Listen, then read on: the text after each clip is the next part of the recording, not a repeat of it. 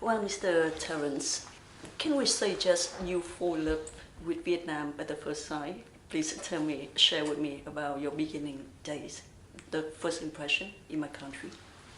Of course, that's a long time ago, but I'm very happy that you think of me as a son-in-law of Vietnam, because it's a big part of my life. I think the first phase is always the most memorable, because that is your first impression. I was working there, therefore I had a lot of intensive activity. I was exposed to many different personalities in government. I visited many parts of Vietnam. Whereas in the second phase, and of course I met my wife in that period, it was in what was not a particularly easy environment in which to be romantic. Of course, at that time, it was very different from today. People wore clothes that were more or less of the same color, because the availability of cloth was very restricted. What I felt at the time was that the government officials we worked with were very committed to making the very best use of every dollar that the United Nations was able to provide, and in terms of equipment, training, expertise.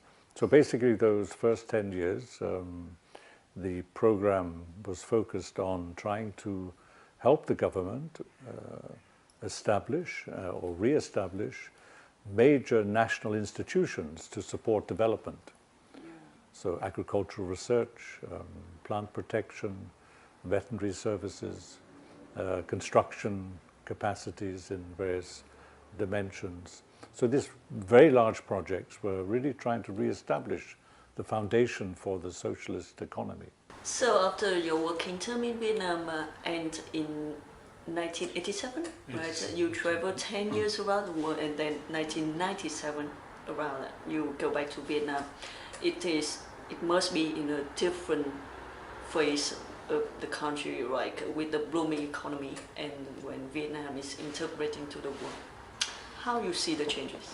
It's until 1993, when the embargo broke, we saw the continuing difficulties that the country faced in terms of trying to cope with increasing population, shortage of resources, and the great difficulties it brought to the people, including in Hanoi. So that period in 88 to 93 was a very difficult one for the people of Vietnam, and for the government to try to continue to meet the demands for education, health, and foodstuffs and so forth. On the other hand, because of the change in government policy, you also noticed much more private sector activity, small-scale private sector activity. So those changes started gradually, and I think the government looked at the results, and Doi Moi was a reflection of them. You still see a lot of strong cultural traditions that are being maintained, or the very strong sense of importance of the family and the ancestors of the family.